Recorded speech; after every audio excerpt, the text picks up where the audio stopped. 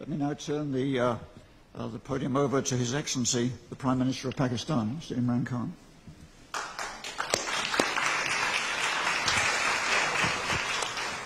Bismillah ar-Rahman ar-Rahim. First of all, I'd like to say that I feel proud.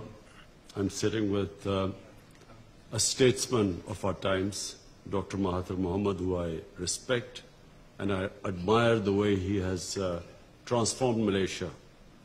And especially that he came back at this young age to fight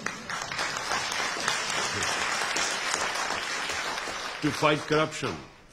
And the Malaysia which Dr. Mahathir left behind, and the one, unfortunately, because of corruption, which is a problem for, in fact, countries are poor only because of corruption, not because of lack of resources. So I really respect Dr. Mahathir Mohamad, and I'm proud to be sitting with him.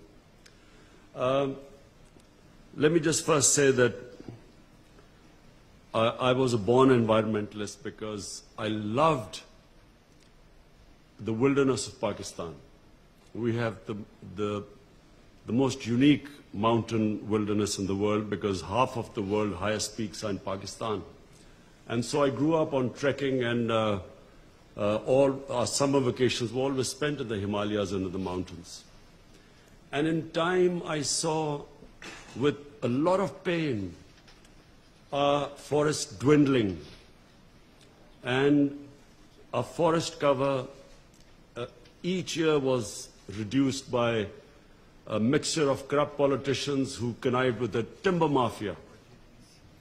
And, you know, when Dr. Mahathir quoted the figures of the Malaysian forest cover, I'm embarrassed to say we are left with one of the smallest percentage of forest cover in Pakistan.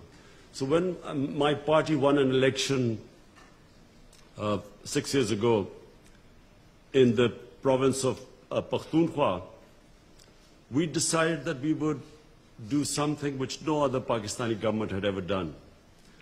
We decided to plant 1 billion trees in 5 years to counter climate change. Because Pakistan happens to be, unfortunately, in the top 10 countries most vulnerable to climate change. The water, 80% of the water in our rivers comes from our glaciers. And because of global warming, our glaciers are melting at a faster rate than we hear of glaciers, for instance, on the poles. In fact, the Swiss Prime Minister was telling me that their glaciers are also melting, but in Pakistan and India as well, Himalayas, Karakoram and these big ranges, the Hindu Kush, the glaciers are melting at a faster rate. So the only thing we can do, because Pakistan contributes hardly anything to emissions of greenhouse gases. The rich countries who are really responsible should really help countries like Pakistan and other countries which are now trying to compensate for the damage done by these greenhouse gas emissions. So this global warming affects us, and if as the glaciers keep receding, the whole, not just the Indus Basin, but the two great river systems, the Ganges Basin in India, the future for hundreds of millions of people is going to be affected. So we tried our best. In a province, we planted 1 billion trees. No one thought it would be possible. But we used a unique method, and I must commend our team, which was involved in this planting of 1 billion trees. We enlisted local communities, women who would be living in mountain areas. We paid them money to grow nurseries. And then young men also living in mountain communities, we hired them as guards to protect as the saplings grew. So it was one of the most successful campaigns acknowledged by WWF, by World Economic Forum, by Bond Challenge. We planted 1.1 billion trees in 5 years. So now, when my party won elections a year ago, we became even more ambitious, and we have given ourselves a target of 10 billion trees. So in the next 5 years, we hope to plant 10 billion trees in Pakistan to counter the effects of climate change. And we are going to use the same method of employing people in remote communities.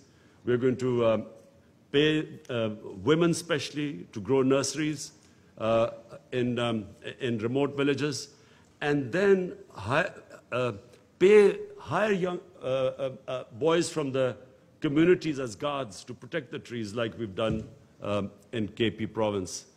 But I do feel that those countries, rich countries who are contributing so much toward these greenhouse gas emissions, they must help countries like us, because the rate at which we are going, I'm afraid, I just feel that there's not much seriousness in this from the richer countries.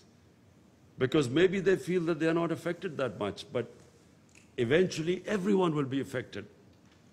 You will have refugees because of climate change.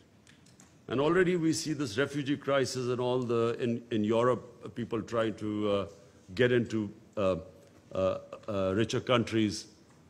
The problems the United States has with people coming in from the south. So this is only going to grow, and that's why the world as a whole must tackle climate change. And they must deal with it with much more seriousness than we see right now. Thank you.